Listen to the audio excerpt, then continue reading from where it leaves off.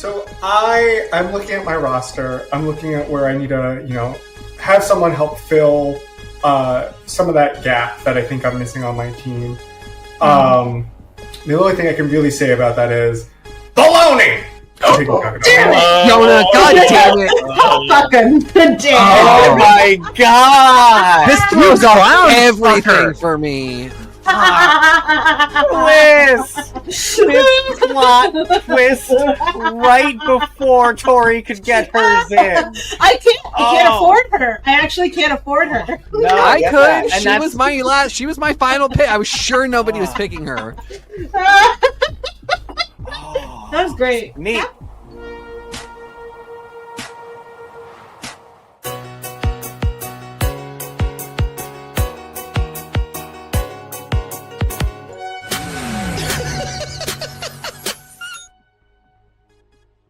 Hey everybody, you guys know what it is. It's Sunday. It's X's for show. It's time to have a great time with some drag race. We got showmances. We got design girlies. It's going to be quite a day. NICO action, NICO-ACTION. I'm going to tell you right now, I don't know what it is. I'm TK Accidental.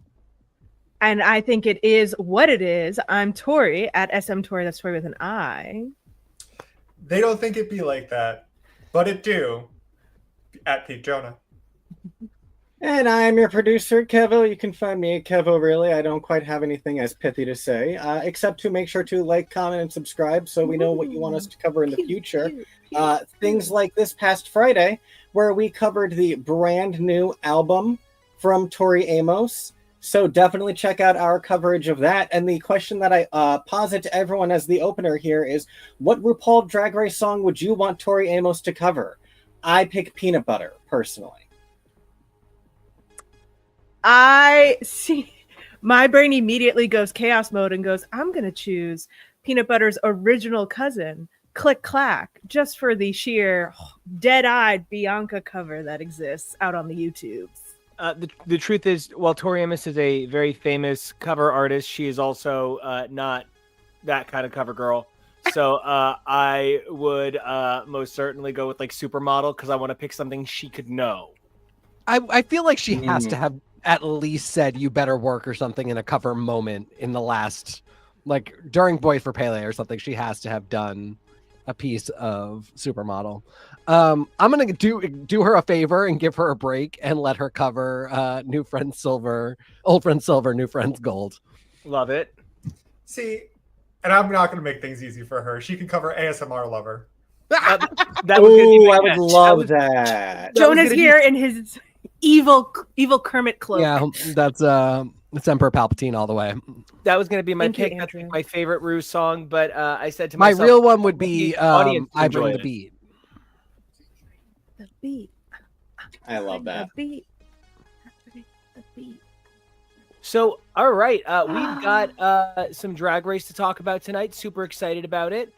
We had a design challenge paying tribute to Betsy Johnson, which is super interesting. One of the things, I read this great article with her where she was like, I've never had anything like that in my life, which just seems impossible because there have been Project Runway challenges about her the same way. So it's just sort of funny. But I love Betsy. I love her legacy. I love that she's like 82 and out here doing this, being amazing. You know, one of the things though is like, and I'm not like saying it mean, but something that I do think happens a lot is you've got Corey King out here saying, I love Adam Lambert, every song, every B-side, every deep cut. And I actually just kind of want to be like, no, I don't know that you know every song, every B cut. I don't know that you don't know them all. Just simply, I think it's one of those things where like they ask the girls, will you lie and say you know this person really well? And I don't think that's the case with Betsy exactly, but I do think it would be hard for any four of these girls to accurately pick 3 Betsy looks out of 5. Yeah, that I had a similar feeling. You know, we were getting to a point where the girls were getting younger, the show was getting older, and they would reference people coming on, and I'd be like, there's just no way that 18-year-old knows who that person is. And I was so happy when Trinity the Tuck finally got caught on camera at a drag brunch or something, being like, bitch, who the fuck is Ronan Farrow? because I was like, they don't know who Ronan Farrow is. There's just no fair. way they all do. I'm sorry. And I'm really glad somebody acknowledged it and said it. And yes, it is very clear that the set producer for that day goes, so the guest today is going to be this person, and this is what they do. So you're all going to act like you know them. And then in the confessionals, they get similar boosts. This was one where I sort of felt like, I mean, I'm as much in the dark about the fashion world as I feel like sometimes the girls are about just broadly who older celebrities are. So I was kind of like, either I don't know how popular Betsy Johnson is, and they do all know who she is, or she's from what I feel like is an old school that a lot of girls today wouldn't know. And I was very curious that, like, I did kind of feel like they all at least knew who she was, if not, could reference the deep cuts in the same way people claim to when it comes to musical artists. I actually own a pair of Betsy Johnson like rain boots from a collab that she had with Torrid. And Betsy Johnson for me has kind of always lived at that place of like Kate Spade, where they make really cute, very niche, like specific items that are a little off the beaten path, a little edgy, a little pop culture. And so they're like, everyone's like, oh my God, it's so cute. I have this Betsy Johnson, like pineapple, like rock and roll bag. And Betsy's a little more rock and roll and Kate Spade's a little more prep.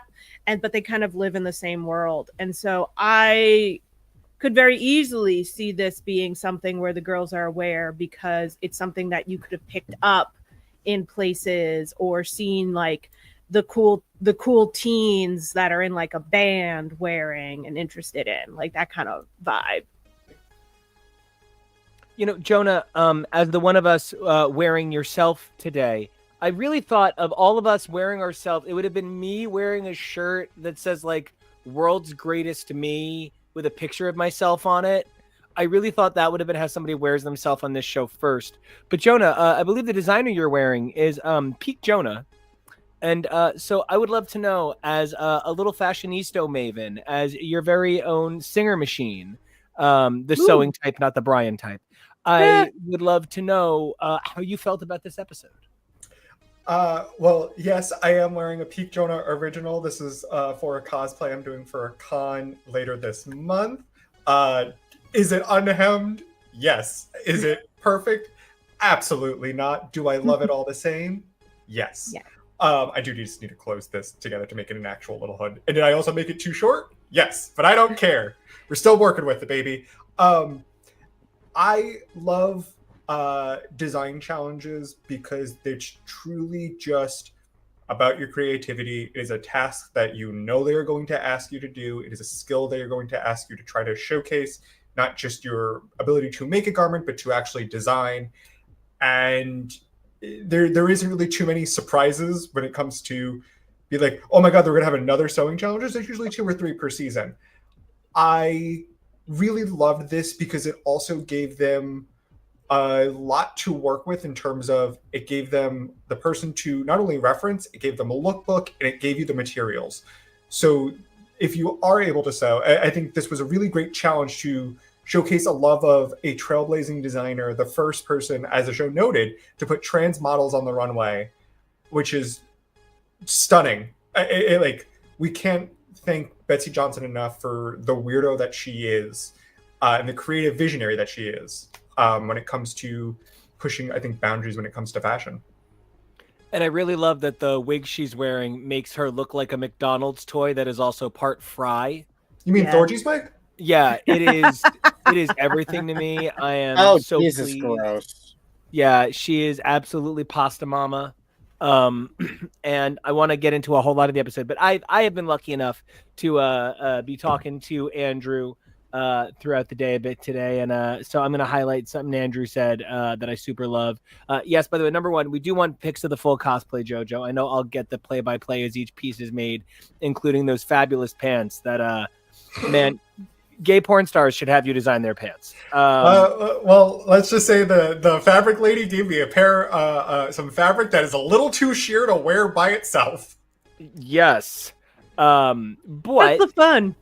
Oh, it's how you make friends. But speaking of how you lose friends, It is time for the. Oh gosh, I left them right. They're right at. I had a funny sunglasses bit, but the library was open, and so I guess I just read myself. And the first thing I want to say about the library, or if you are on Drag Race Mexico Valentina, it's Biblioteca.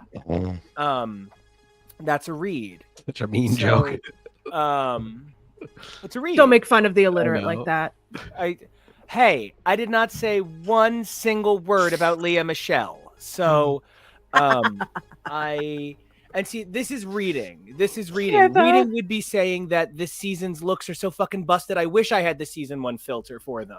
Whoa. Reading would be saying it would have been better for Corey King if somebody had picked her up and shook her around the stage during the lip sync a few times, because there was no way they were going to save her over Lydia, no matter what a great job she did. The reads this week were mostly fun, mostly tame. I think that reading is a really great place for the girls to get shitty and sassy. And I also, please know, I mean this is a guy whose abs are not where they once were, according to my time hop. Thanks. I love how he looks. I think he looks so fucking perfect, and I wish more men too. See, yeah, I think he looks spectacular.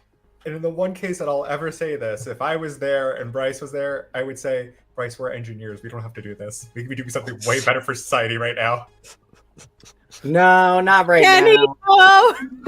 This is what society needs right now. Him holding that pillow with those beautiful sunglasses. I tried finding them for you. I haven't found them yet. So if anyone knows where to find those, pop that in the comments because we want to know. To anyone who is less math-minded and really good at handling things, we don't think that there's other jobs that are better. You're very good at carrying things. Yeah. Yes. That's all you have to do. We love. What you got, TK? I'm just laughing at the idea of Dawn, Jonah, and Bryce starting an engineers alliance around getting everybody who needs to out of Drag Race. I love. I will say the reading challenge, like Snatch Game, has become something that I white knuckle my way into, thinking it is probably going to be painful, and I'm probably going to be having some humor by awkwardness, Michael Scott's tots moments where I really just want to throw the remote at my TV and not watch it anymore. That's become my standard. Like, we've had some years recently, and queens who you would think would be great at it, who it just is such an uncomfortable challenge when it goes bad that, like Snatch Game, I've sort of thought to myself, are there other ways we should be doing this? Are there other things that they should be doing? This was not the funniest one I've ever seen by far, but it was so enjoyably passable, and had only a couple, like, even ones where I'd be like, yeah, that wasn't good. And like the best example is Arietti's wasn't good, and then Jules immediately responded in a way that made it funny rather than being awkward.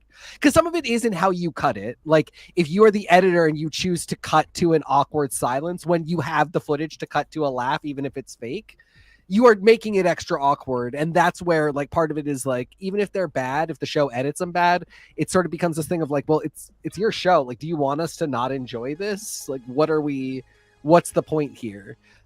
So by comparison, having this one be consistently like solid, like Lexi's brick joke, I didn't think was funny, but like her energy was great, and the way they cut to everybody laughing was good, and Rue laughing and her doing the like soaking up the laughter thing, like a sort of mediocre joke, but then the entire way it all sussed out worked. And that was basically what the lower end of the spectrum looked like, compared to like a bunch of it was funny, and that's perfect. And I just, like, there was a certain point at which I relaxed during this challenge, and I really thought, wow, I have not been relaxed during the reading challenge in a minute.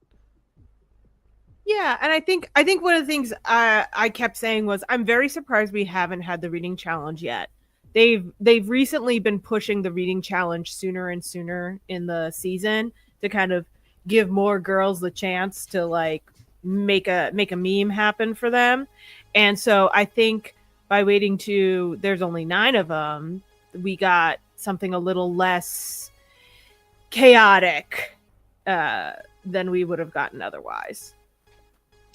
I appreciate. I think you putting into Office awkward, that awkward, cringy kind of humor, as opposed to where people flopping and we're all just kind of go, oh.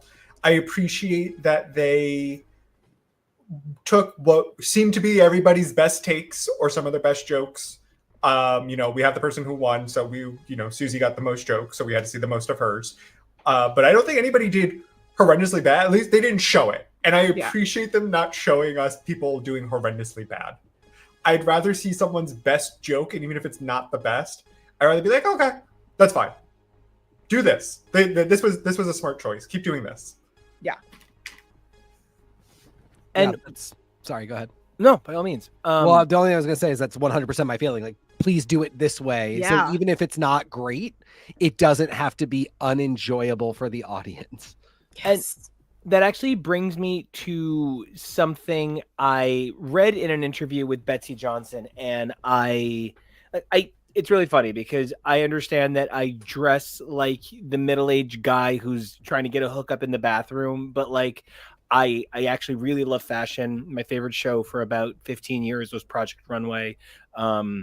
I'm a very aesthetically obsessed person. The thing that I found the easiest to become obsessed with when I got into cars was understanding make, model, style, etc. By an esthetician kind of perspective. So like fashion is something I really care about, even if I'm not good at it. And so I read a lot of it, and it's already a lot of my Google cards and stuff. Betsy Johnson said that being on the set, the thing she loved the most was she felt absolutely like this was a place where the only thing that matters is talent. There were no politics and there was no favoritism while she was there. It was talent or nothing. And that leaves me one of 2 questions. And I genuinely, there are a lot of people who, when they meet me, I don't know how to explain it, but people will just do the fuck what I want. It's very strange, but people are like, oh, I'll do that weird thing for you. Thank you. I love it. But like, people just kind of follow me, and I'm very honored. And that's one of the ways in which I feel like I relate to Rue, because I feel like Rue and I both have about the same idea when it comes to being in the dark without a flashlight. You know what I mean? And so I'm left with 2 things. Either these are the worst editors in history, and they are making totally deserving people look so crazy, or Rue is just one of those cult of personality people who it's not so much what she says is right or wrong, but it's the effect that her tonality has on you. And you think that tonality affected Betsy, and Betsy saw fairness because Rue said it was fair? Is that? Yes. Okay. Exactly. Thank you for filling in the things I forgot. I just wanted to make sure, because I think that's what it is. Because here's the other thing. That narrative that Betsy is the first person to employ a trans model is great. And I'm sure there's a metric by which it's true, but it is also completely not true. Like, there were trans runway models long before Betsy Johnson. I imagine she did something pioneering regarding, maybe it was the first official contract. Maybe Milan. Yeah, who knows where it happened that she did it. There's any number of metrics by which that really truncated phrase could have been accurate, but it is one fraction of the whole story. And similarly, I think saying there was no politics involved, there's a way in which there's a kernel of truth there. There's something there insofar as, if a girl absolutely face plants and rips her dress apart because she can't handle the pressure, that girl doesn't win the challenge. But there's a spectrum of things happening, including, we take it back last week or 2 weeks ago, like the weird praise of Lexi for flopping, but the flop being funny. That's, maybe there's not politics involved, although it really does seem like they like Lexi and they want her to be there. But other people have flopped in a humorous way and in a charming way and in a we love you way, and not gotten that critique, not gotten, I'm not sure if you're in the bottom or not. Like, you might be one of the top ones of the week. So there is more going on. It is not just a meritocracy. That's okay. One of my favorite social media Drag Race commentaries, Him the Rapper. Please go find him on Instagram because he is hilarious. But one of his latest videos was like this, this is RuPaul's Drag Race. It's something we're always reminded of. It's her show. She picks who she likes. It is not solely based on rubric and score. We like to think that way a lot. Sometimes it comes off that way. She does sort of lean in that direction, but of course she has favorites, and that's just the show. At some point when it is called Drag Race by the numbers only, Tori will run the spreadsheets and this thing will be as it ought to be. But we're not there today, so this is what we're doing. And to me, I think Nico, you're right. I think that there's a certain kind of presence that RuPaul exudes. Probably there's no point in which RuPaul like leans over the judges and goes, well, she had a rough week, but we like her. So, and so it's possible that Betsy Johnson has seen that kind of behavior on sets before and been like, okay. And this one, it didn't happen. But I will also say the design challenge is one of the ones where it's pretty cut and dry, where flops and non-flop and XLs go. It's less up in the air. And I think also this is one of those where Betsy Johnson has more influence on the judge's decisions or on Rue's decision than it would have been if it was just a designer who happened to be there for a design challenge. I think they take a person who's involved more. Like when they had Lady Gaga, I think they gave her opinion a little more weight because they were doing something that was her. I really feel that way because specifically, I think about the great legacy of Project Runway contestants who, any of them could have been Santino. Santino was not special. What he was the asshole who yelled, and that made him unique. Jeffrey was the asshole that didn't yell. He just bullied mothers into killing themselves. And then Leanne was just the worst. But everyone else is fine. Look at Jonah having shade on my opinion on these contestants. He didn't do it. He just tried to make her do it. He bullied her so hard overseas. But not really, but still. Point of my joke. Like, I think about somebody like Bijmi, who is a legendary Project Runway competitor, who is a queer person, who is a person of color, a celebrated designer from Baltimore, who represents this idealism of you can do anything. And I think about Michael Costello, who has dressed so many people, Gunnar Deathridge, who did the pirate look for Chappell Roan on SNL. I think about these legends of ability and how any of them could have been Betsy or Santino, this guest judge or that regular judge. And what makes Betsy unique is that her trajectory was reality show brave before there were cameras on her. Mm. And I personally find it much easier to be a sassy bitch when there are cameras on me. Earlier this week at the gym, a dude was just a giant fucking cock in every fucking way. I have complained about this exchange so much this week. Kyle heard the most goddamn insane version of this earlier this week. And I am so annoyed. And yet, when the moment happened, I literally just went, you know what? We're going to walk away. Goodbye. And walked away, literally with my hand up in this dude's face, and just walked away. When the camera is on me, my first thought is to read this man like I am going to explain to him under oath the chemical power of ammonium thioglycolate. And I am really compelled to think about the way that also affects these girls and who they are and what they do. And there was a realization I had in the course of this episode that really elevated how I feel about every girl that has ever been on Project Runway. When there are no cameras on me, I will often choose to be less brave. There are times I'm fucking nuts when there are no cameras on me because nobody's got proof that I said that thing.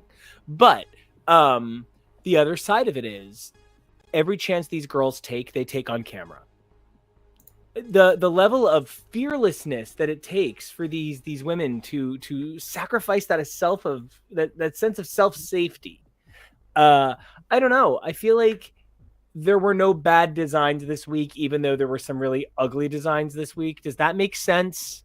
There were things that I thought were unaesthetic, but no one failed to live up to the heart of the design. I really feel like the big failure for me this week is, and it's something I've heard a few people say, is that it felt so interminably long, and I couldn't really put my finger on why until I was going through the garments, and I realized every girl did one garment. This wasn't like one of those, you see everyone do 3 looks down the runway. That was so short. So much of this episode was filler in ways that there have been episodes this season where I was like, wait, what do you mean it's over? What do you mean we're already at the challenge? And I was really thrown off by that, and that only just hit me when I was going through that. Yeah, everyone's looks were great, but like that was it. That was the whole challenge, was everyone do one look. That's it. Yeah, I mean, and this is where we get into things like Canada doing a really great job of cutting in incredibly complex social topics and emotional topics, and the girls speaking on them enough that can fill a segment between commercials. And Canada episodes are typically shorter anyway, but I was a little disappointed that this was a great moment of both emotional and technical support, but it's sort of I don't know, and when I'm thinking about it, like there were other ones too, like Lexi having to explain to Jules how velvet works and how it's laid. Yeah. It was technically laid improperly. But KEVO, you're right. Like, because I'm thinking like, well, if you wanted it to be better and not filler, you would want to employ like some technical conversation. But I'm realizing as I say it that they did that too. It just really was long, and I'm gonna have to pray a little more on what exactly that was, because there are other episodes that are kind of have as simple an end point that somehow, you're exactly right, they do manage to feel like they're longer. Taking it back to Nico's point, I don't want to beat up on her. It's not that Corey's look was bad, and it was very of Betsy Johnson. This could have been her moment. She has, and it got brought up. It weirdly got brought up by RuPaul, but nobody brought it up to her, and she didn't bring it up, but she has to know. She just does this silhouette. She just likes this short skirt, and she even was not. Yeah, right, exactly. She likes to show off the lower part of her body, which I get, but like, she had, the opulence one, just a terrible moment to do that. And she got a bit of a beat down for it. And so here, this would have been maybe a better moment to do it if she didn't constantly do that same silhouette. And the fact that she like kind of announces that she has just changed her mind with nothing behind it. She doesn't say like, I couldn't pull it off, so I had to do this, and I'm just doing my best, which is what I think happened, because when she says she's going on stage, what do you got, Jonah? The reason why she changed it is because while she was working on it, she knew she was going to be in the bottom anyway, so she was like, let me just be able to move in it, and something that I would at least like. Yeah. And she can't say that in the confessional. Yeah. But she can say it on What to Packin'. Okay. It was on What to Packin'. Yeah, I mean, sure. Yeah, okay. So she can't say that, which I get, but also it left her in a really weird place. Like, again, this is an editing thing, and it's a what you fill the show with thing, where she has this grand vision, she changes it, and she just seems like an insane person because there's no reasoning behind it, and this is exactly the silhouette that she shouldn't have. I actually really appreciate that additional explanation, and unfortunately there's so many supplementary shows to Drag Race. Once you are finished with that show, you're almost certainly watching it. But then, do you have time for What You Pack In? Do you have time for the pit stop? Was there a Roscoe's that you really need to watch that week? Do you have work to do? Like, can you just watch all these? I don't know. I can't always. This, unfortunately, it did really stand out as not hitting that same brief that you were just talking about, or not even brief, but like description. Like, oh gosh, unfortunately, it just wasn't good. Even Anya's, which she didn't get right, had a greatness of idea to it and of intention. And you know, Anya ate up and soaked up that the wrongness of it. You know, she said fully, like, this isn't my strong suit. I did the best that I could. I couldn't make the bows all the same. Like, that's just hard. Which is totally you know, she wasn't saying therefore I deserve to be in the top. She was saying that's why it didn't happen. She remains to me one of them, and she said I still felt great out there, and she still went out there and gave the most Anya performance, which, you know, I'll give Corey too. Corey found a way to do that exact same thing, go out there and be the most Corey she could be, and you know, as Jonah said, like, be comfortable in it. I really appreciate that the queens, especially this season, really seem to be doing that no matter what. Even if the thing isn't, like, if we have to be objective about it, if we have to step back and say, was it good or bad? Even if the thing we can say, like, at a somewhat objective level wasn't good, the girls always seem to wear the thing or do the thing with a level of confidence. And I just wanted to do my best. It doesn't always verge on delusion, but sometimes it does. But maybe in that way where we all need to be a little bit delusional just to get through the day. I concur. There's something about this beautiful cast where they are so sure of themselves in ways of how fierce they are. This is my aesthetic. This is what I do. You know, on here, Susie Toot is somebody who she talks about. She loves her 1920s flappers aesthetic. It's why she chose this category. It's why she chose this collection. And it's so refreshing to see people have that much confidence in what they're delivering or what they want to deliver, their ideas and their visions. I will say, because a lot of the episode, it's what we talked about before, that a lot of the episode is a lot of just them sewing, them talking about what they're making. There isn't a lot of room for them to be entertaining unless people are fighting, which is what happened last design challenge. Was we had two people fighting, which also happened the design challenge before that, where we had people fighting, and it still bled into later. This, people were just being more sweet. We got a little more humanity from people. I had whiplash from Lana saying her prom was canceled by COVID. Oh, Yep. oh, Yep. Yeah. Babies that's being real. babies. but I still love seeing what people are able to come up with, seeing how people will interpret it with, you know, balancing their own design aesthetics versus what the brief is. And I know that people really went goo goo gaga for Lexi Love's look because it really is a look to go goo goo gaga for. But I think Jules Sparkles really nailed the brief and prompt of it being make a look that's supposed to be in the collection by Betsy Johnson. And if you look at what Jules created, yeah, that's something that probably Betsy would have made.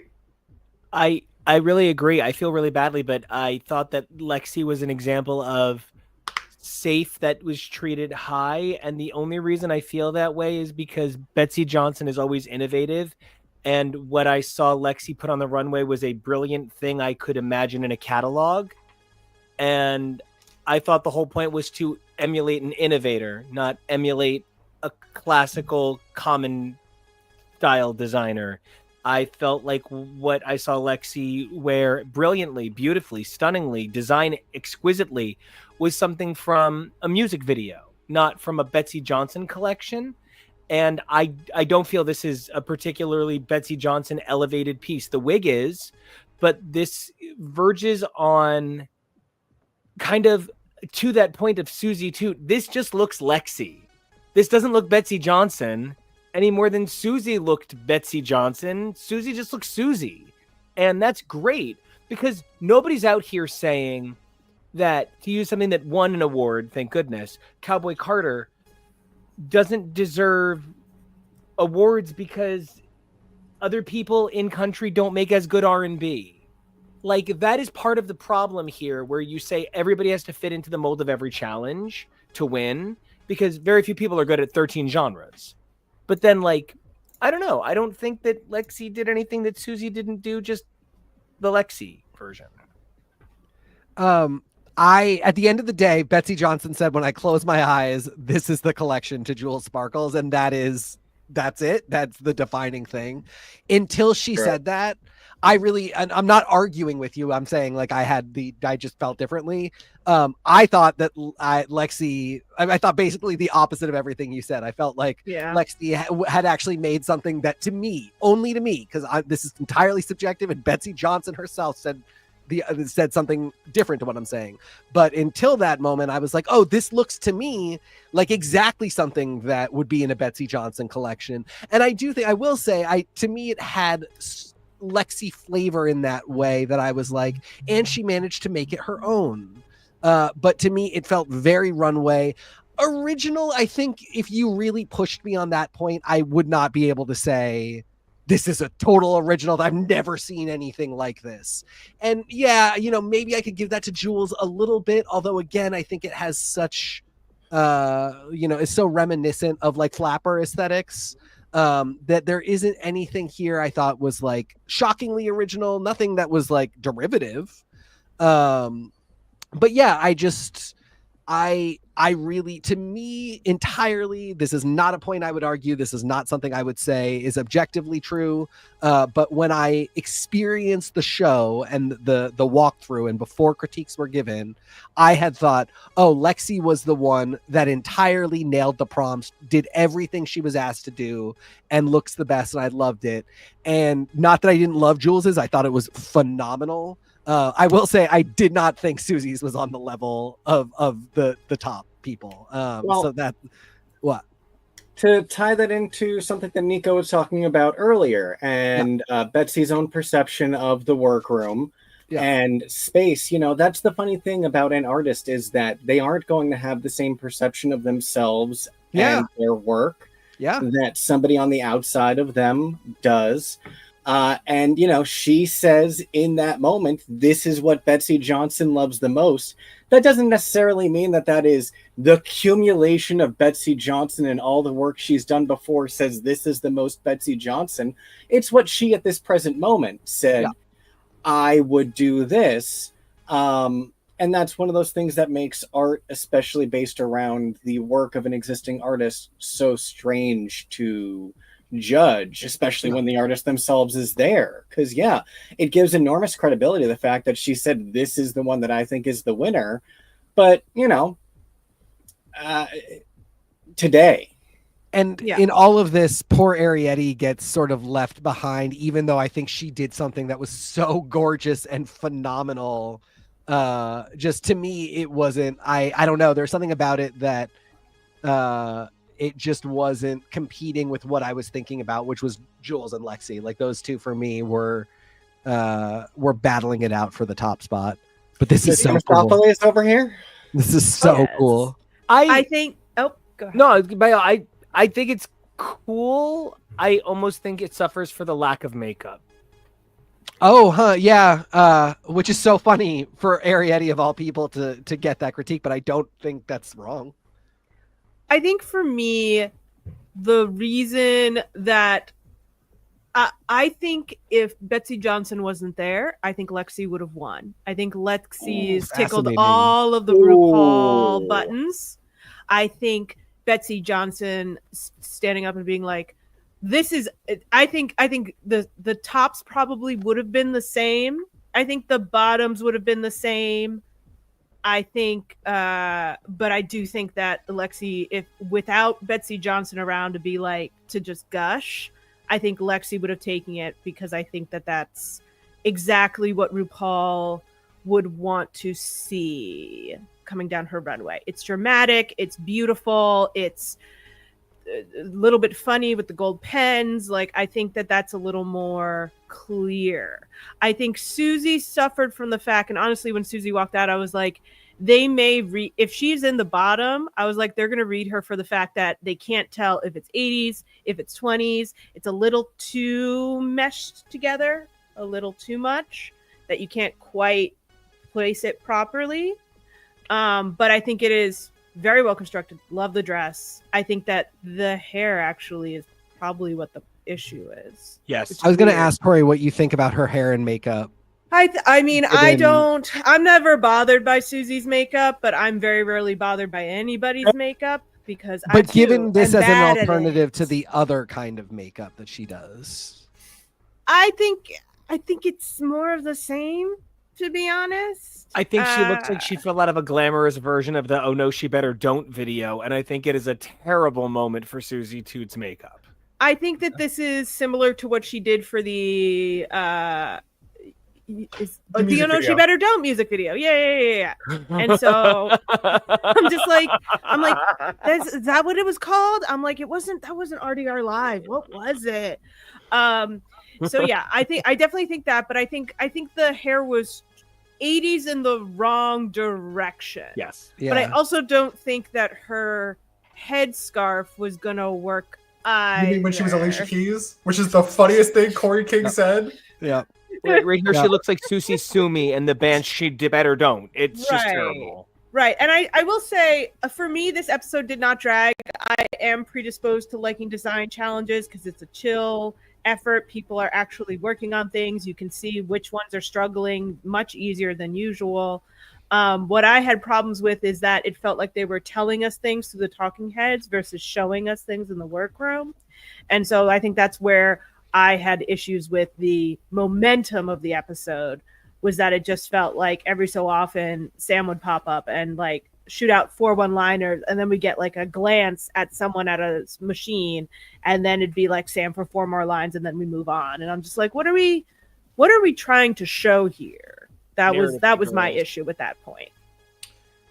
I think part of it is because I think Rue was in the editing room for this one. She was like, "This is the one time I get a Showmance. You better show all of it." And a lot of this episode was kind of talking about Lydia and Corey and the nature of their relationship and what's going on. They're officially a couple, so good for them. Props to them, mama. We're all going to be normal and chill about it. No one's going to be weird. No one's going to be parasocial. Let them do what they want to do. And I think part of it is not that they schedule people's eliminations, but we have a design challenge, and Corey hasn't fared the best in design challenges previously. So we're coming up to like, all right, she might be in the bottom again unless she really turns something out. And if Corey's in the bottom, well, we have to give her a Lydia lip sync. You have to. We already missed the one with Corey versus Ramona, so we have to do this one. And I don't know. This was a great lip sync to a terrible song. How dare you? Whoa! I didn't like the song. All right. Well, just because it came out before you were born doesn't mean. There were plenty of things that came out before. Did it come out before we were born, Tori? It came out. I came out definitely before probably born, before and he's me. a big fan. So I think this is older than we are, but it is a really good song. I was shocked Raja didn't know it, and then I had to sort of sit back and be like, "Well, how much do people really follow the other careers of the Runaways after the Runaways?" So, and just assume that Raja has inhaled too much hairspray, and it's all just sort of been huffing for the last 20 years. Hairspray. I mean, I have to assume. No, that's hairspray keeps everything like stuck. Like a layer of hairspray freezes things. It's definitely the hairspray. But yeah, I also agree with the judges with this Lydia look, that the idea, I'm so fascinated by her brain. How's your brain, Lydia? I'm so fascinated by her drag aesthetic because I think it's so bizarre in a way that I find fascinating. But I do think you can do the bizarre. I'm punk. I don't do by the rules and have it still serve. Like, I still think this is a serve, but I think there are ways to make this the best possible version of what she's trying to go for. I guess my only question was this worse than Susie's? Yes. Yeah. Okay. Okay. For 2 reasons. Yeah. Susie's was better made and fit a little bit better. Okay. And Susie was going off of the dossier that they got of looking through that lookbook. I think Susie was modeling how she styled everything based off of what she saw. And it might have not worked because we know what Susie's actual aesthetic and what works for her better. Yeah. But I think that's because she was trying to meet the brief as much as she could.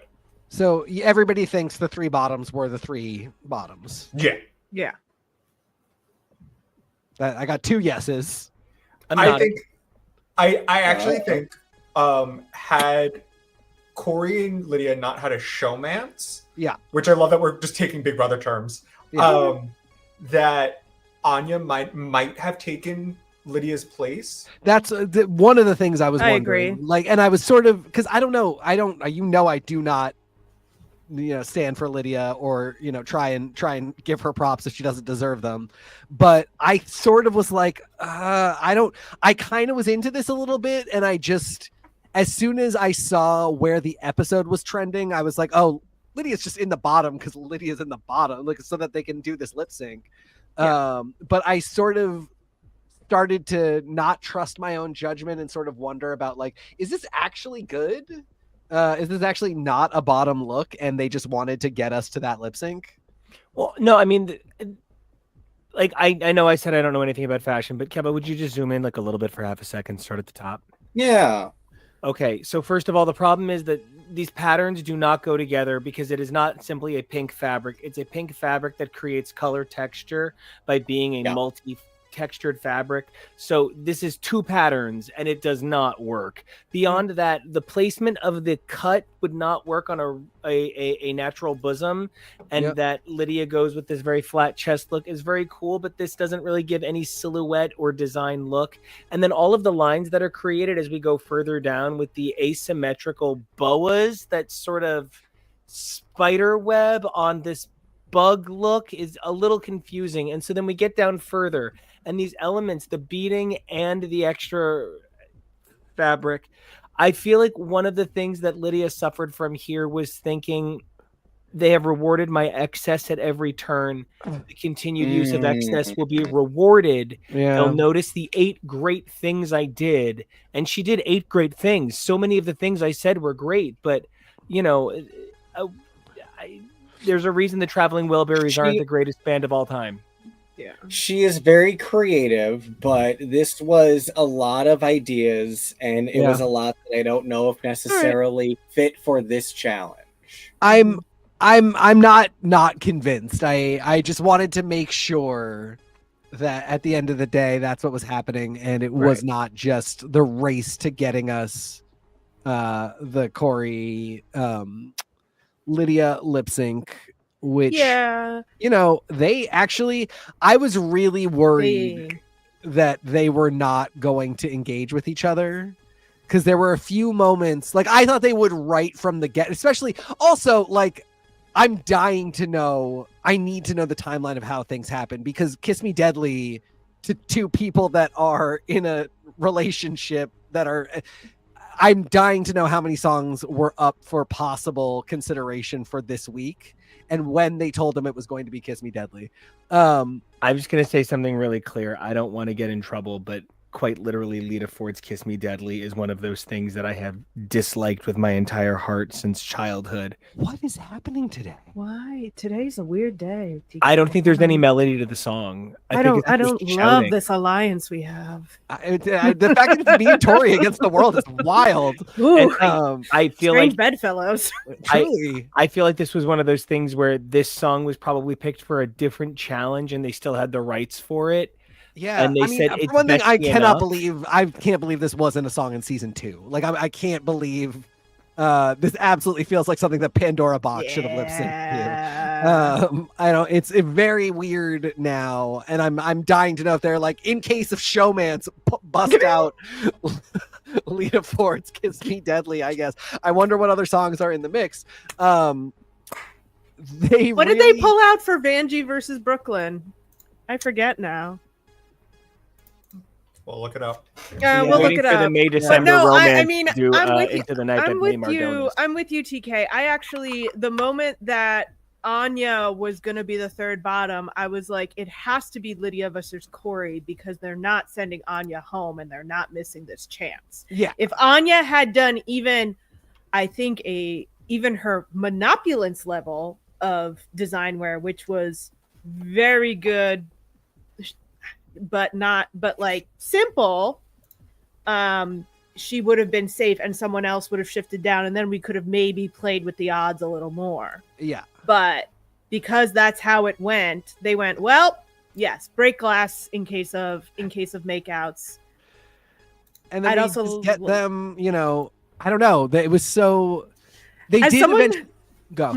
As someone who doesn't read spoilers, I was really proud of. I was like, A, ecstatic because I love drama, but B, Yeah. I was like, man, all I went into this season being like, I want kissing drag queens. That's all I Yeah, want in life, Yeah. and I got it. And I want to feel very pleased with myself that I called that without even reading any spoilers. I will say I don't. Jonah, do you have the answer? Yes. What is it? Brangie lip sync to "Pride: A Deeper Love" by Aretha Franklin. I Call it gotta go. Show over. Um, They cuss by their own lip sync song. I have no interest in the like romances on the show or anything like that. I will say I do like kissing drag queens, and I don't like hammy drag queen kisses during challenges when it's done for comedy. This was so I was like kind of just disappointed by this whole or I shouldn't say by this whole lip sync. Though for the first minute, I was like, they're not really doing anything. They're both trying really hard and they're both lip syncing hard at the judges, but they are fully focused on just looking face forward. And I get why that would be maybe a better option instead of like, this is weird. Nobody's ever done this before. We have weird feelings towards each other and we can't make the interaction work. But then as soon as they locked in at the end, it was immediately, I was like, yeah, this is fun. This is cool. And then they made out and I thought that was really, really fun. And again, like I want authentic drag queen kisses. I will take those whenever I can get them. But otherwise I have no interest. So this was actually like a really golden moment to me. This moment, this was a beautiful way to end the episode. We're all screaming, like they get to it and then they're like, are they going to do it? And then they're just full on making out on stage. Everybody's screaming. RuPaul's howling and pissing herself. We're all living for this. This is their first kiss, by the way. Yep. On stage in front of RuPaul and God and everybody else. And So they say. Yeah, no way it's their first kiss. They're banging in that That's what they hotel said. room. It's their first But on-camera we're kiss. also, all of us are the girls in the back just screaming like There's like a moment right before the two of them actually kiss where right behind them you see Jules realize and she just Yeah, it's there. she Jonah got it. It's in the episode cover too. And you know, I love it. I love young love. You know, I clocked them from the very first Untucked, where Corey was trying to goad Lydia into being shadier. And you know, it's sweet. I also, you know, we're millennials, so we are jaded on these things. We remember Zach and Vanessa. We remember Selena and Justin. So I hope they're not suddenly, oh, we're just friends by the reunion. I would love a drag race wedding. Who knows? You know, this show is getting up there in years, so things like this were inevitable to happen eventually.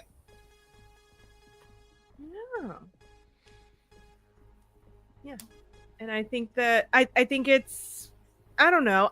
I'm glad that it's real. I also wouldn't mind if they were just like, yeah, no, you know what's fun? Making out on camera and flirting for no reason. Like, I don't even mind if it's not real. I just think it's fun.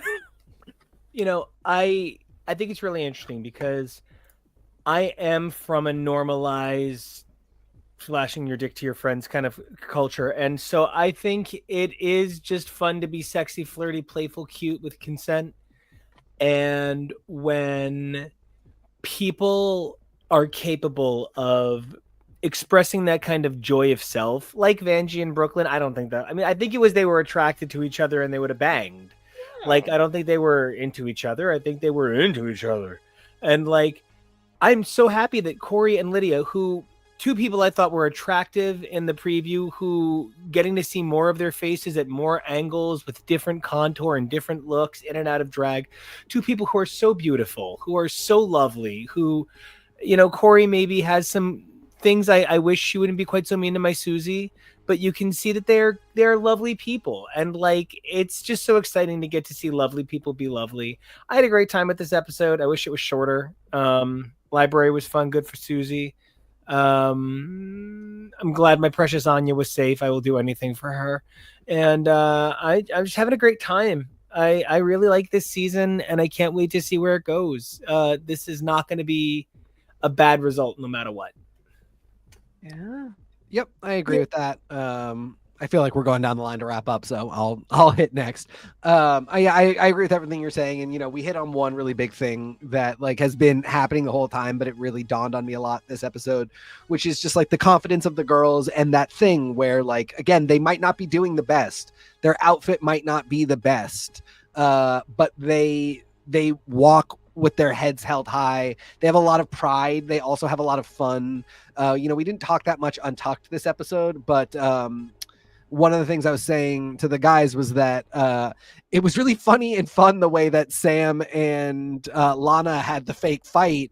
And it also really made me laugh because I was like, you guys, this is what they've been telling you both to do. Like, if you could bring this energy and this sort of just let loosedness, Lucy LaDuca style, to any challenge, if you had Lana, if you had been this free when it came to RDR Live, Sam, Sam's doing great, so it's fine. But like Sam might have been at his third win by now if he had this much brought this kind of energy into challenges prior to being told to do so.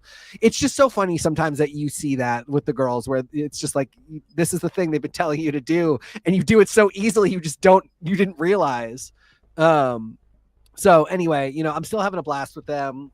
Still going to be very critical of production to make sure that they do the best by these girls, but very happy to see these girls doing the best by themselves. And I don't even remember what next week's is, but I'm excited for Next it. week is the haters roast. Roast. That's right. Villains roast. Oh, hold on. So, number one, Right. I believe we're going to see Morphine. No, Jane. It's Jane. Yep. Jane. Mistress. Mhm. And then I believe, if I'm not mistaken, the music is back. Oh my god! If we ever have her on this program, she's gonna be I have so many things to say to all of us. I guess She's It's one of with 3 love. people on the planet. I will actually say the phrase. Please don't bully me. I'll come. Household. Yes. Oh my god! Or else. Oh. Yeah, I'm really enjoying this season. We have 8 girls left. Wild as we head into episode 10. But I think we have a very talented bunch, and I think we have a really tight top right now. So Yeah. let's get these gals a little looser and see how many more end up as bottoms. I've run out of steam. Jonah, you're up. We're at the boy butter. To talk about quickly, because TK brought untalk. What I love about that is that you see Jules ask a PA something of like, are they okay? And I thought that it was more of that. Keep doing that. Sam was also on one. Send them both home. Yep. It was so good. Send them both. Oh, home. Between that and the Together. bump last week. Oh God, that She's was good stuff. Great. This season is great. People sometimes they're the most critical people of a thing are the people within that fandom, and sometimes I feel like people don't often want to enjoy the show. They just want to like be curmudgeons about it. I think this season is great. I think this is a really lovable, amazing cast that has a really great energy. I'm so fascinated by it. I still really do think it's, for the most part, anybody's game. There are a couple like viable winners where I haven't been like, oh, this person for sure is going to specifically win. I think that I have theories of people who, they're probably going to make it far, make it to the top, but I still think it's anybody's game. And I think that's what makes this season so exciting when you don't know exactly who's going to win. So props to them. And props to this radical act of queer love. Yeah, we really need more of that this season. It's been a good season so far. I don't know how I feel about these tops at the moment, but I definitely think there's some great contenders. I think it's interesting that it was Acacia and Corey, and then Corey got knocked out, and then it's Corey and Lydia, and Corey got knocked out. And I don't know. I'm not sure Lydia is going to have a lot to say at a roast, so I think it would be really interesting if it was tic-tac-toe. But we'll see. We'll see how the chips fall. Maybe she'll win. That's the thing about this game. No. You never know. Don't send Lydia to the roast. You can't roast a bug. No, I actually have to say, for all seriousness, I understand that like I am 1/3 references to my own penis, 1/3 references to my guitars, and 1/3 references to Final Fantasy. But there is a really grand tradition of exquisite bug-style characters throughout Final Fantasy, and the 3 all-time greatest are the Magus sisters from Final Fantasy X, and Lydia so beautifully, painstakingly recreates that energy of a person who is meant to be like, I don't understand it, but like she is the first person in a really long time where I'm like, wow, I see your bit as a through line subtly. Ariettes is meant to be overt, and so it's beautiful in its overtness. Lydia's subtlety is somehow powerful through the current of her overtness. It's incredible. I love Lydia more every single episode, really truly. So speaking of things I love truly more every single episode, my dears, it is time for Draft Race. It is time for our fantasy drag league. You guys know it. Just like what we would have gotten from the Had It Happened Cheyenne and Bo spinoff. It's gonna be nonstop foghorn noises. It's gonna be great. So, what? There would have been a lot of bam bam bam. There would have been a lot of I would watch a video about weirdest spin-offs of weirdest characters. This is definitely not the weirdest spin-off of a weird character. I think that this game has proven that it makes a lot of sense. I think that our math has led to some very interesting games, so definitely check out our previous broadcast for previous gameplay. I'm loving it so far.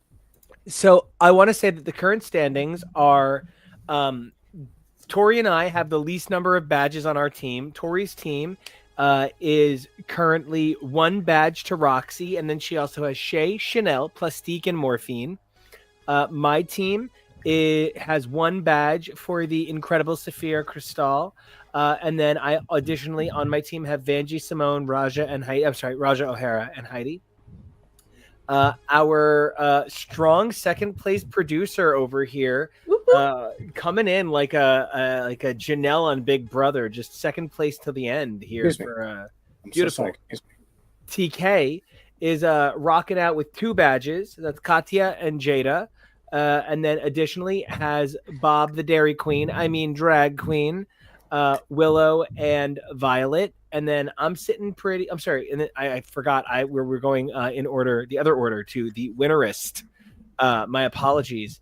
And then Jonah is sitting at the tippy toppest with 3 badges to his beautiful production name, with Bianca, Rose, and Nymphia each bearing a badge. But additionally, Naomi and Trinity have badges as well. I'm sorry, don't have badges as well. They're on his team as well. I give up, guys. It's been a long week.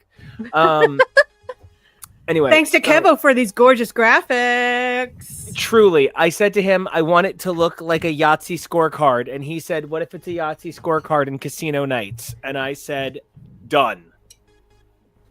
Yeah. This game, like I said, is proving to be so much fun.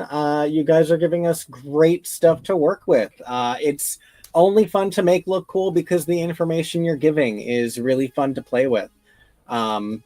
As you can see, also, the scorecards include behind the numbers for someone who has a top 3 in their category is their little top 3 kitty cat. Ooh. So as you can see here, Trinity having a full cunt. Trinity loves hustling that cat, let me tell you. So we, of course, have the main challenge coming up, and I'm really excited to do that. But first, we do have our mini challenge, and we are going to, in fact, open the library. However, we will not be reading girls. We will not be reading each other. We will be reading the silly things that the show does that makes us laugh and just having a good time, because we try to maintain positivity. It was really funny. I was talking to KEVO and I was like, there's no version of the reading challenge where I'm not going to be like, if I meet one of these girls to try and sell them a song, I'm going to be like, she might beat me up. So I just want to say, First things first, if I am going to point out anything that drives me a little crazy at the moment, I am so tired of these weird cuts in the middle of conversations. Yep. Where we start in the middle of a conversation, it cuts away, it goes to a girl reacting, and when we come back, it might. Oh, Jesus Christ, KEVO. Everybody come in with the glasses. It's just me and TK who are uncool. These conversation cuts are just see. It's what I did too. I love that we go for the same one. I just cannot with these conversation cuts. Somebody else help me read this show that we love so much. I mean, could they raise the door frame a little so the gals don't gotta duck on the runway? Oh my God! You know how high these heels are. Can you? How not high the see? heels? How high the hair? How high these girls? Oh, Jonah, you are so protected that we can't even hear you in your big chest. Can we get some references from the modern age, not the Stone Age when RuPaul was born? I understand. Listen, Ru, I know you love Dynasty. I know you love Julia Sugarbaker's speech. Can we get some new references? Something new. Mama, these nachos are stale. And while we're talking about these references, by all means, please. I know we all need air to breathe, but can we stop making jokes about passing air? I am so tired of drag queen fart jokes on this mother tucking runway. It is the only hot air I want to see is coming out of RuPaul's mouth. Yeah. Also, It's time. Go for it. No, you go.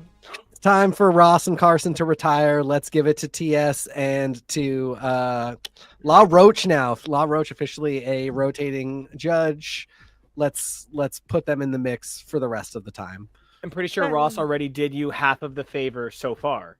Yeah. Oh, that's really funny because I was just gonna say the real read here is just Brad. Just Brad. BRAD, Brad. Canada. Oh no! Who have I become? Man, I love that, Tori. That is one of the funniest things I have heard since people took the Rue wasn't really filming Australia season 1 so seriously that they just cut her out of the most recent season. So whatsoever. That theory has credence. That one I think is real. Also, folks, let's not do just Michelle Visage before her breast surgery. And after, let's pick a happy medium. Ooh, I have one. I think that Michelle Visage should start being allowed to slap people on the face for making that dumb. Why would you pick the name Visage and emphasize your face? Your face is ugly. You're old and you look like a foot. You're a hideous woman and you should feel terrible about your face. One more person. And Michelle should be allowed to slap them because I have heard that 3,000 times. Enough. Okay, and while we're speaking of judges and enough, isn't it really funny that the one time that Valentina needed a mask for real, she didn't have it on Mexico where she couldn't speak the language? Oh, that's a really good one. That's a really good one. And I love Valentina, and I want to marry her, and I think she's the most fucking beautiful woman in the world. But I do find that when I occasionally tune into clips, I'm like, I can understand her. That's bad. That's a problem. That's a problem. I Yes, understand a problem. Newark construction sign amount of Spanish. She should know more. Yo soy Valentina. Yo quiero the crown. ¿Dónde está la biblioteca? Who knows? English every now and then. Oh, oops. I need to understand the inner workings of a writer's room that thinks that the thing can save a show is putting Michelle Visage in a bathing suit and giving us the chance to dunk her into water. Do you know the last time I saw that save a show? Carl Winslow. The last time put a dunk Comparatively in the sexy season's people. career. Yeah, the same person. I I genuinely, I just wanted to air some grievances about the show. I really, I didn't mean to point out everything about it, but it turns We got out there. it We turns nailed out it. there's nothing but weak. I'm kidding. We love this show. We super love everything about it. We just wanted to poke a little fun because I am pretty sure if you got the production staff of Drag Race together to watch our show, they'd have a couple of Waldorf and Statlers for us. So I'm Sure, but they're not paid enough to eat to be able to get the internet to watch this. So That's absolutely true. I myself also don't, and my internet comes from a spliced line from a nearby telephone pole. But it does not. of course but- not. But I didn't want anybody to have an advantage this week. I wanted everybody to be on even footing.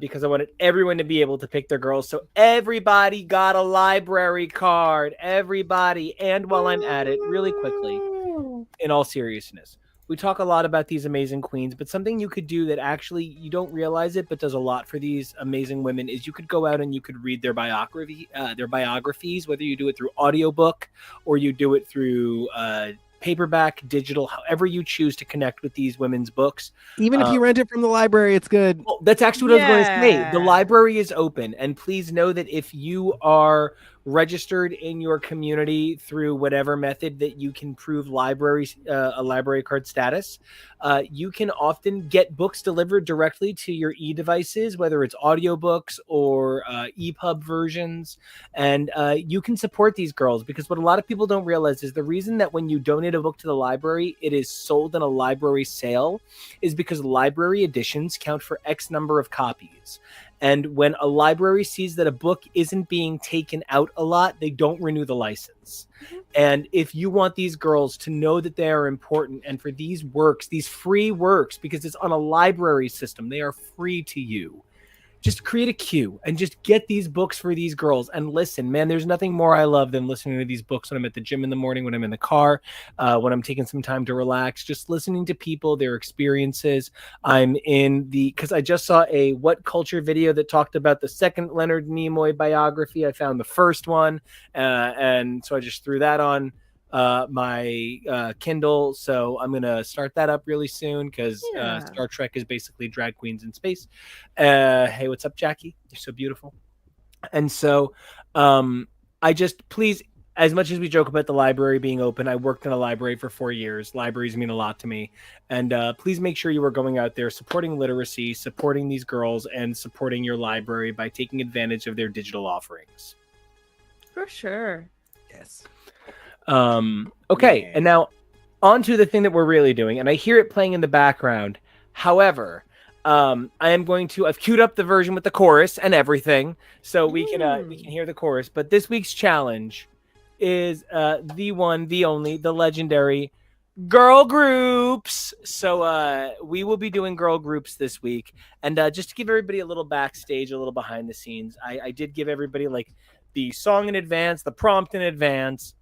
So everybody knew that they would be putting 3 girls in this number. You know kind of what 3 girls you're putting in. Tori, for a girl group challenge, what category are they competing in? Category is charisma. Charisma. So everybody knows what their girls are bringing to the table, what they are doing, how they do, how they be. The main thing to remember with a girl group challenge is it is all about how the girl is one of a kind and unique, and yet are all forced to dance and sing to a song they had nothing to do with creating. So you're one of a kind the same. So I am really excited to bring you guys this track. Now, everybody is producing their own verses. They are picking their 3 girls.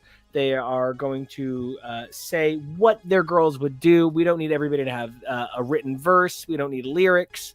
We want a vibe. We want an energy. Additionally, there are 3 additional notable categories to mention.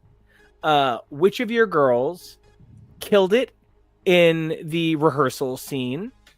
for dance. Which of your girls killed it in the vocal booth? Glenn Close, but no Nicole Scherzinger. And then which of your girls kills it on the stage? By the way, that joke was so fucking good, it will close July 13th. And so I cannot wait to do this with you guys. Does anybody have any questions before we play the track? No. I want to hear the track, honey. All right. So I'm going to kill the one with playing, which is the instrumental. And remember, guys, if Leland and I can do it, so can you.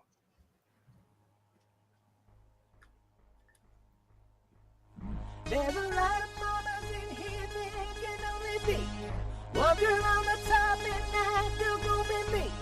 I could bring the fire, burn you with the heat. If you forget excellence, it goes like this. Like this. Like this. It goes like this. Like this. Like this. It goes like...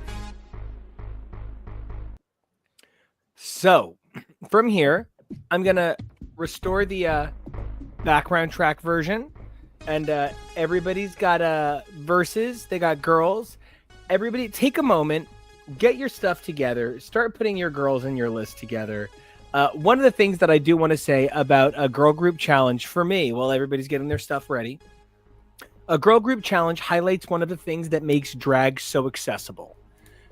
Drag is accessible because it is about people giving in to that thing that makes them the funnest version of their funnest self.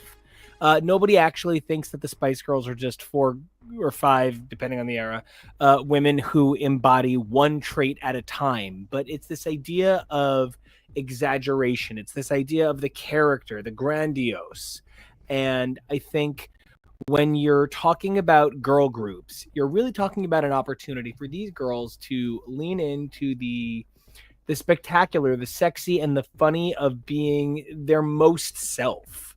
And, whether it's future winner Angeria having the night of her life in her girl group challenge, in the season she doesn't even take the crown, or it's, Bianca frankly having barely more street credibility than Darian Lake in To Mention It Again, Oh No She Better Don't, but owning it better because she understood a little bit more how to express emotional freedom in performance.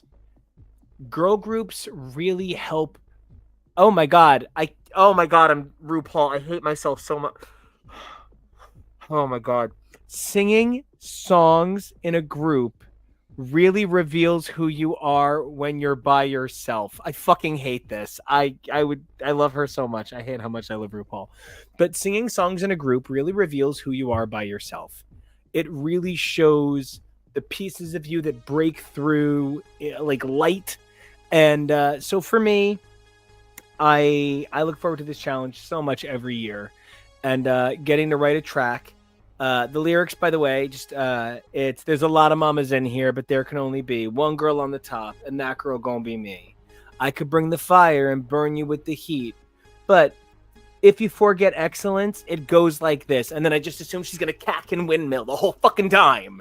And so that's what I'm feeling. That's where I'm at. Before we say our girls, our numbers, what we're doing, does anybody have any vibes they want to put into the girl group conversation? Good vibes. Jonah's not. I muted myself because I was typing and I didn't want to ruin things. Girl groups are great. I love them. More of this. Love girl groups. Love. Listen, there are times where I will go out and still listen to the song. Sometimes they're good. Sometimes they're catchy. I noticed that the UK tends to tour their girl groups. Do we do that or here? Not really. No. Not the Not same way. through the show or anything. Yeah. Mhm. And even like, because there's virtually no chance that they'll consistently be on a Work the World or anything, so they can't do their number. They'll maybe like DragCon, like if the girls are for sure going to be in DragCon and it was a popular song that year. I feel like it's been done a few times. But yeah, they kind of dissipate. It's a bummer. If only this damn country wasn't so big and dumb. Big and dumb. All right, let's talk music. One of the things that I really enjoyed about writing this track is I actually really love that one of the hallmarks of a really good Drag Race girl number is that there's an opportunity for kind of different vocal styles to come through. I really wanted to have room for sung vocals, for spoken vocals, and for the record, there will be a track made available, like we do. But the track that will be made available might have my verses. When I concepted the track, I did a rosé verse, I did a lemon verse, I did a Sasha Velour verse, and I just tried to like express how you could maybe, I think, one of my verses is rapped really clear. And then, one of my verses is in a funny voice. And then one of them has a lot of needless slides. Hey, Rosé. And so I really felt like the thing that made a cool Drag Race track, like what makes a good girl group track, like for me it's that the bass line is so good. It's why I would have loved but it was Telephone that was written for Britney Spears and she turned it down. It was Paparazzi was written for Gwen Stefani and she turned it down. What is it, Making the Most of the Night by Carly Rae Jepsen was written for Sia. And like there's something so cool about when a song is so fucking flexible and dynamic that you can hear so many amazing versions in it. Definitely. Yeah. I think for me, what makes a successful girl group is kind of vibes and kind of togetherness. I want to see I want a cohesive whole. I want lyrics that I connect with, and a good beat. Got to bring that beat, as she says. I bring the beat. She brings it. All right, are we ready to do this? All right, I'll go first. I'll get us started off. When my team comes out, my girls call themselves CLT. And does it stand for anything? Not really. Does it have to? No. Why? Because you get it. And so they come out there and they do their thing. The song is framed to have 4 verses, even though there's only 3 girls. And one of the things that I am really entertained by is that my girls, Raja, Simone, and Heidi. Yes, that's right. The charisma score for Saphira puts her a little further down my list, unfortunately. So Raja, Simone, and Heidi. They do a spoken word intro, like a very 90s girl group kind of thing. Like, ooh, girl, let's get ready. And like, it's very cute. It's very fun, very playful, very light.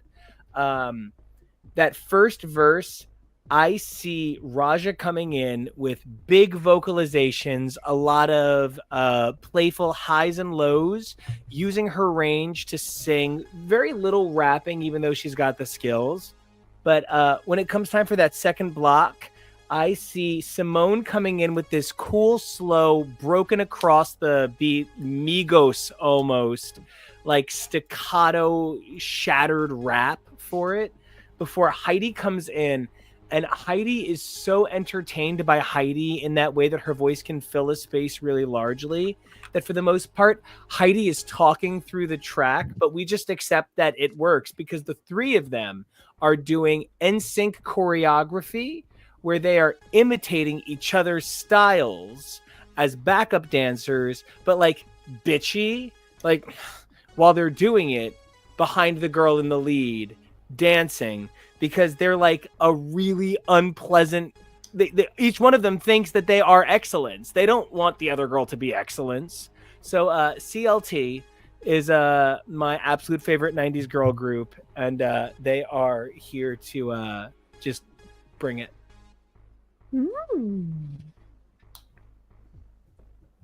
All right. So who's gonna I guess after CLT would be G Spot. Who's got G Spot? No, we can't find them. Oh no. Oh my god, that was so funny. Y'all can't. Who's up? I can go. All right. Jojo. Would you like to go, Tori? No, let's hear it from you, G Spot. So my girl goes with the G Spot. No. I think this group is called XL. Just the letters XL. Ooh. We start with some beautiful vocalizations by the one and only Rose. Her voice is like butter, and I think she would sing it. I think it's great. It's fun. I think, and we'll see some stunning, beautiful choreography from Nymphia. I think Nymphia will get these girls together, and Nymphia's a great dancer, and I think really kind of showcased her choreographing abilities in season 16 when they did the remixes for all those Ripple songs. I have a little sample for Nymphia. Signed, sealed, delivered with a kiss. It's Banana Excellence, and it goes like this. So that's my little Nymphia one. And then, as with many girl group challenges, we need someone to do the rap. And I think Naomi would deliver a great rap. And it really, I don't know, I just watching all three of these beautiful women perform. I think it would really be kind of fun and amazing seeing them all juxtaposed together, kind of just giving kind of everything. I did also do a little bit of a sample rap. I know we didn't have to do verses, but I did write something. It's not good, but it's something to give. Strike like a cobra, that's venomous. Reverberate the stage, that's resonance. Look so gorgeous, that's excellence. Killing each week's at the bar, that's the precedence. Ooh. There you go. It's a little That's my baby. I am little so something. proud of you, kiddo, as somebody who did his best, and my raps are going to be available. Anybody who wants to put their track together, you guys, I'll auto-tune the shit out of you. I'll make you feel good. I do want to throw in my queen in the rehearsals, who's just cracking everybody up and really brings it, is Heidi. Heidi is making that rehearsal so funny and making everybody laugh. Raja is making the studio recording time so good, but it's Simone for me who really blows away the stage. Jojo, did you have those three people in mind? It could even be the same person for multiple, if that's how you felt. I'm not here to tell anybody their vision. Oh, so I think in the recording it's going to go to Rose. I think Rose has one of the best voices, that's been on the show. So I do think her singing ability, we're going to hear it in the vocal booth. She knows what she's doing. For the dance rehearsal, I kind of defer to Nymphia kind of like taking that quiet lead where she's like, no, we're going to do this. No, we're going to do this. No, I got this. And it's not as like, I'm dance captain, I'm here to say, but it is that no, we're not going to look silly. We're going to look fierce. And then I think Naomi brings it every time when there's a performance challenge. So I think she would kill the final performance. I love it. That is such a great team. So I brought Raja, Simone, and Heidi for CLT. Jonah has XL with Rose, Nymphia, and Naomi. What a gag. He can rap, right? So who else do we got? This is drag. Yeah, it is. You know what? Tori, I'll go. did you make us so lucky? Yeah. Gosh. So I am working with my three gals who I am just calling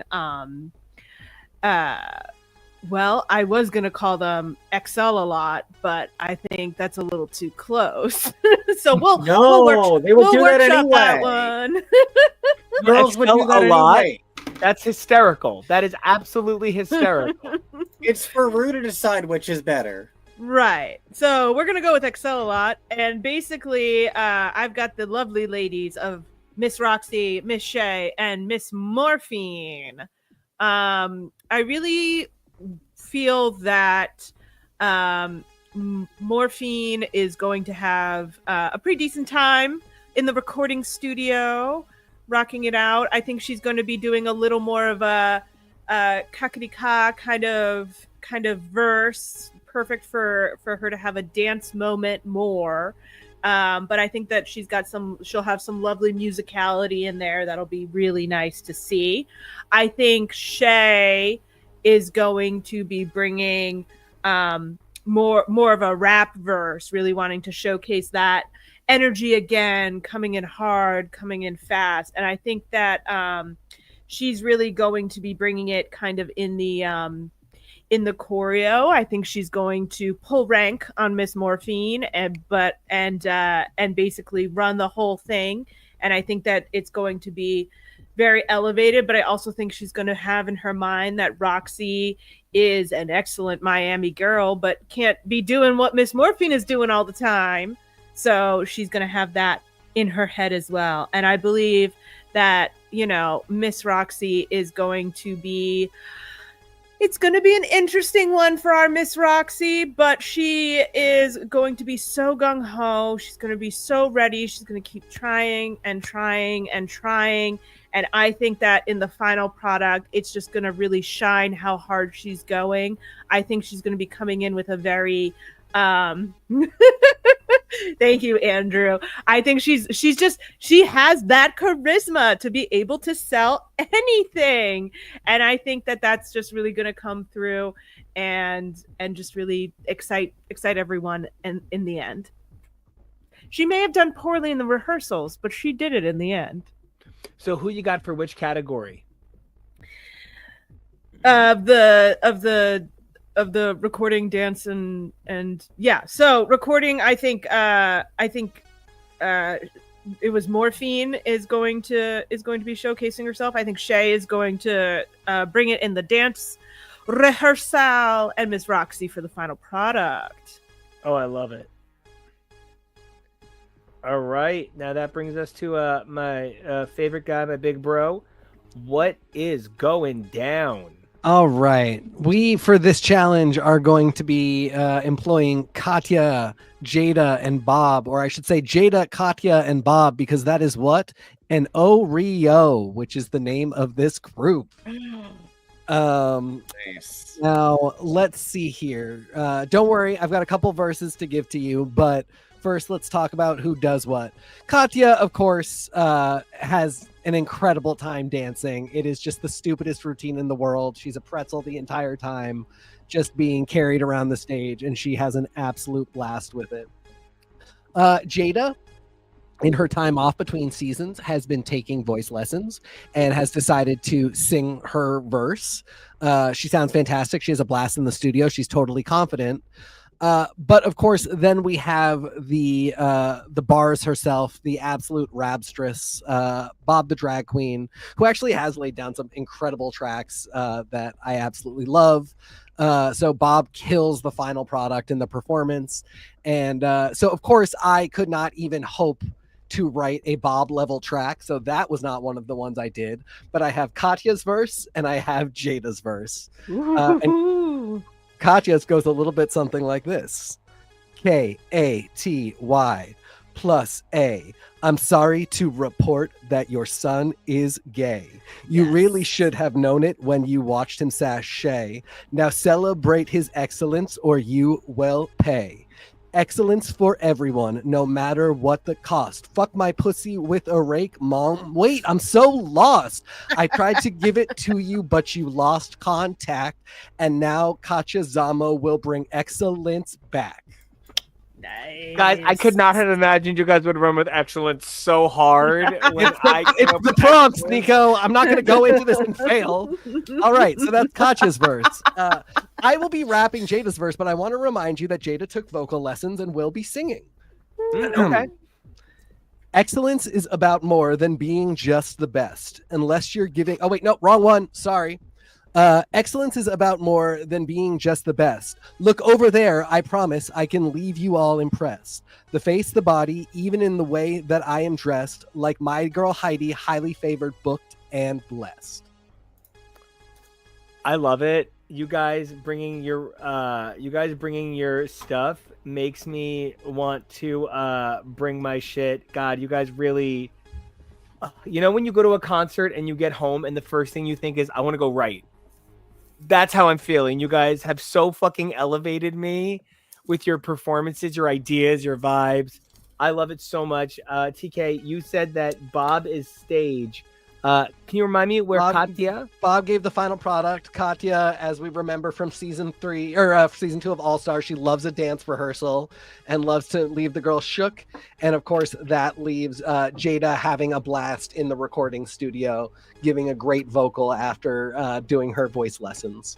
Amazing, guys. So while I am preparing the numbers, I do want to say that, no, seriously, I did not expect you guys to so heavily embrace the idea of excellence. Thank you so much, guys. That is so cool. I actually do feel kind of honored. No lie. But more than that, who do you guys wish you could see, not just from this list, but in general, who do you wish you could see another musical number from? Honestly, I'm not picking on her. I'm saying I feel one of the things that I love the most about Monet is how powerful her voice is. And I feel like we've never really had a girl group number showcase just what Monet can truly do. And like, I would love Monet to come back just to get to hear her sing a little bit more in such a cool way.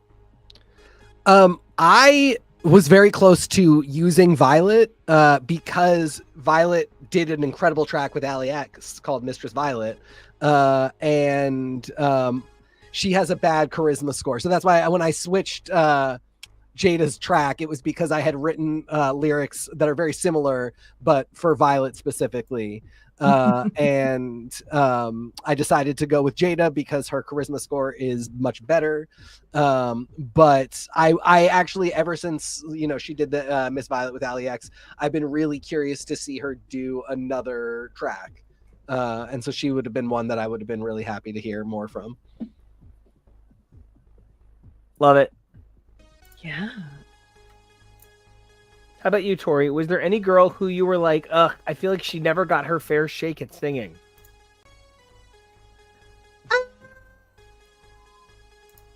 It's so tough for me because I'm not as aware of their recordings after the show. Drag music by drag queens is a little hit or miss for me. So I don't engage as much with that side. I think I should have snagged Brooklyn Heights and would have loved to have used her for this girl group challenge. Oh, I love that, especially because one of the rules we've come up with is we don't want anybody to reuse any girls from this season in our next season. So it could be quite complicated. Round 2 is always going to be more complicated because that's when we're really going to nail everything down. Oh my God, that's where like everything is going to make sense. It's going to be nuts. Woo! We are tallying our final numbers right now, so everybody just hang in for just a moment. What's unfortunate is I do see where like I had already voted for myself in advance because I was listening to you guys and I voted for myself in advance before I tallied everything. But I see where my votes are because they're coming in last. I'm like, oh God, this is terrible. Don't think like that. Don't think like that. KEVO, tell us your votes. Tell us who you would have liked to have seen in your girl group, in your imaginary. You have access to all the other queens girl group. Tori, this is why there's never. For those who don't know, Tori is in charge of my thoughts. It's okay. Thank you. I'm in charge of his mouth. Sorry, boys. So I don't know what mine would be. I'm not thinking in terms of that. But in terms of my reaction to this challenge and everyone's work, I am so sufficiently impressed. Library reading is tough, especially when it's live. But this sort of improvisation challenge where you have to come up with this sort of reading and crafting and lyricism on the spot. I think everyone did such a good job. Even if everyone didn't write as full lyrics as TK, which holy crap, buddy, great job. Yeah, seriously. Just the way that everyone was able to choreograph what they felt their girls would do. I felt was so perfect for this challenge, and it's really been every week. I have been going through and editing and getting together and getting ready the videos for the after. I'm sorry, the laughter is distracting. The cobble together with better graphics, etc. And just watching this every week, it has been so fun. And everyone is doing such a banger job that I can't even imagine how we will top it with season 2. We're gonna have to come up with something that will make it even more difficult. Whew. I'm so sorry for laughing, but one of our people has a problem that I don't think anybody even pays attention to the challenge. Yes, we also love the pink triangle. Andrew, thank you for recognizing KEVO's excellence. Speaking of excellence, He rates these queens. One of our members has a terrible problem where we don't even listen to the challenge. We just give this person all of our votes. And there's... Oh no, we got a frozen NICO. Oh no. That's okay. He'll be back in 5. That's exactly what it is, TK. It is you and Katya, as long as you know. Oh, that is what it is. Well, that's my fault for writing a banger for her. I mean, So, CLT, who is produced by Team NICO, is sending Simone to the lip sync. She had the best score. Thank you so much, Simone. Team XL, you are sending none other than Rose. The winner is Rose. Rose had the natural highest score, tied with Katya, who represented Team Oreo. But the highest overall mathematical score belongs to the most deserving queen in the universe. XL a lot. Team your Shea Coulee. Oh, of course. Shay does not miss. Of course. Natural score. Amazingly. I'm sorry. High score overall. I'm so sorry. Had the high score overall because her cunt bonus gave her that power. Yeah, so, oh, nice. Yeah. So, to remind everyone how this next part works, everybody goes to google.com and we roll Wait. 20. Am I missing one? Is my brain no Wait, one? so his was Katya? So Team CLT is Simone. Team XL is Rose. Team XL a lot is Shay. And as I mentioned at the start, no matter what TK does, if he enters Katya, we all just vote for her. Katya, who has a terrible lip sync score, so is going to lose no matter what. That is actually mathematically the dude. Sometimes she wins. I'm looking at all of the numbers throughout the last. I know. I gotta stop picking her. But as soon as you said what the challenge was, I was like, oh, Katya would have an amazing follow-up verse to Ready Wrote You, and it just started flowing out of me, and I couldn't. I tried to write verses for the other girls because Willow has a 13, but I can't imagine something funny in Willow's voice, and in my head I'm rapping Katya's in the Russian, but I chose not to do it for the on here anyway. So she's just gonna have to lose this lip sync, and we're gonna have to move on with our lives. But let's just roll these die. You never know. Yeah, it's true. You never know. We could roll a natural one. What's the mix here? Who's doing what? Let's go with Simone versus Rose and Shay versus Katya. Just on the tops and on the bottoms. Certainly, everybody here is an absolute winner. Nobody's calling. Make sure we do left and right and diagonals too for other times. Oh, then you know what? Then let's do that. Let's just do diagonal. No, Let's do Simone Katya. No, but I love the vision. Simone Katya, Rose Shay. Okay. So, I'm Simone. Okay, yeah. So Simone Katya, ready? Yeah. I'm rolling my dice. I rolled, and then let me pull up my dice number. Yeah, I need my lip sync number. It's up on the score. It's up on the board. Yeah, It's up on no, the no, I, board. yeah, just up now. Yeah. So I got 13. Oh my God, it's a tie. Double Shantae. So Double I think Shantae. we said in the case of a tie, they both move forward to the next round. They Yeah. do. Yeah. So, okay, so then Jonah versus Tori. That is going to be Rose versus Shea Coulee. And so excited. That's insane. All right. Clickety click, click, click. All right. My number comes to, including the points, a 17. Well, Tori, that's what I rolled. So it's another tie. Wait, does that not Wait, account? Wait, did you Wait. roll 17 or did you add No, your my lip total sync is score? 17 because I rolled a 20, Yeah. but I have minus You rolled a 3. 20, -3, Oh. and I rolled a 13 plus 4. So we have done nothing. Okay, then here's what we're gonna do. Go back to all four. Go back to all four. What? All right, everybody.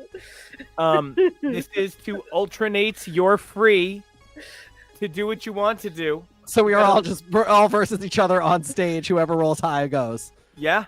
Okay. I love Oh, it. okay. All right. It's season 7. It's season 6 again. Let's all just right. sing and dance for our money.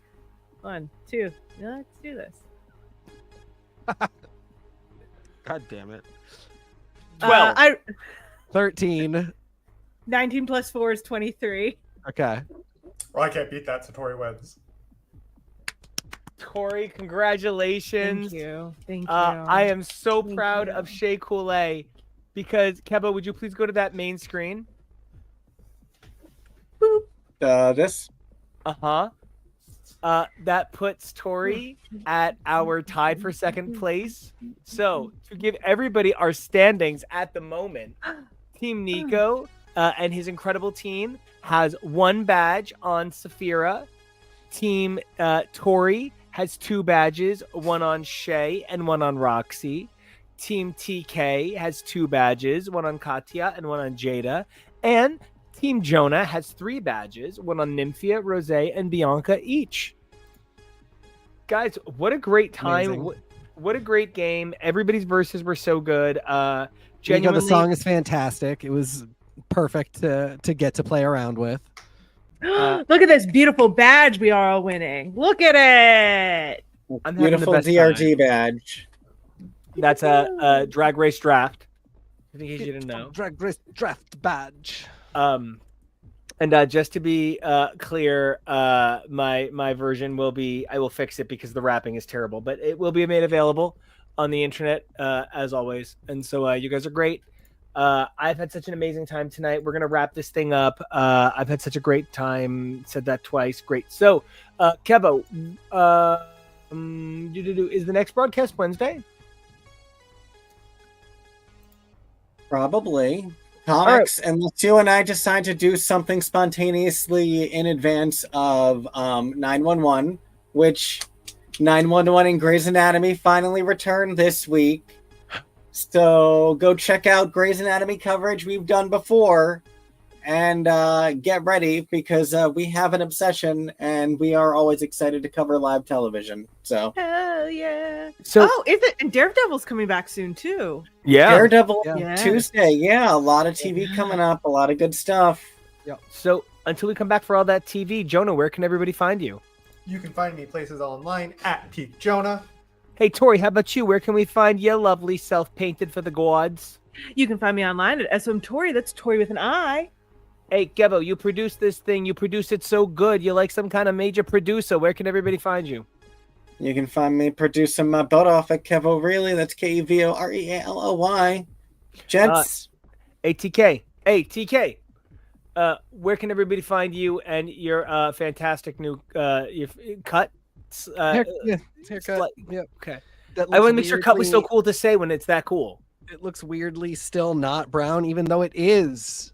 It's brown. I was like, oh, it's brown. you know what I'm- it is? I remember in Teen Wolf seasons 1 and 2 when people always said Jackson was blonde, and I'm like, no, he's not. He's not fucking blonde. That's that brunette. It is. It is very light.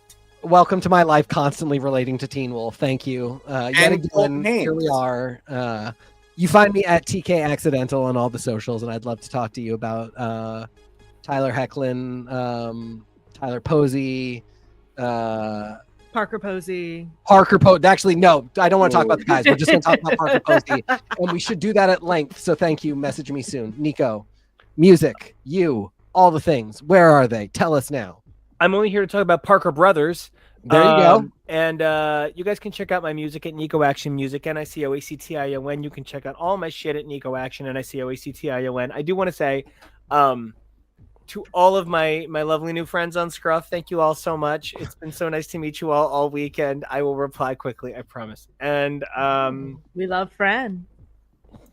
And I am super excited for you all to check me out on Blue Sky, Instagram, probably not Instagram for very long, but everywhere you can at NICO Action and NICOACTION. You guys can check out all the different feeds of this show. HTML, Husbands Talking More or Less. X is for podcast. We've got some new cool shit cooking up for you guys. Keep your eyes out and your ears open. Do be checking out X is for show in all of its many forms over at the Cage Club Network, cageclub.me. But otherwise, 3 things you guys can do for us in terms of the like, comment, and subscribing. That's for us. But 3 things you guys can do for yourselves. Number 1, you guys can stay safe. It is a crazy world out there. Number 2, you guys can be brave. Betsy Johnson didn't make it to 82 by being weak. And number 3, you guys can evolve daily. Who you were yesterday, exquisite. Who you are today, impeccable. But who you are tomorrow, that's the dream. And we can't wait to be there with you then. So we'll see you.